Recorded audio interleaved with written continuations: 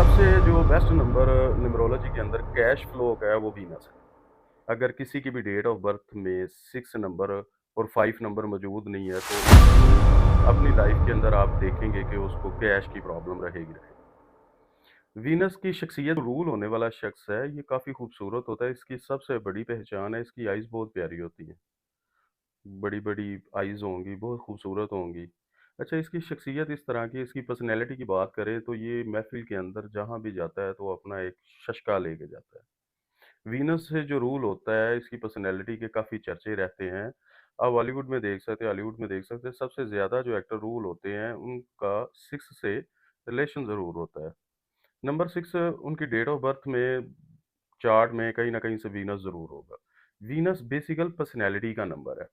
Venus बेसिकल cash का number है।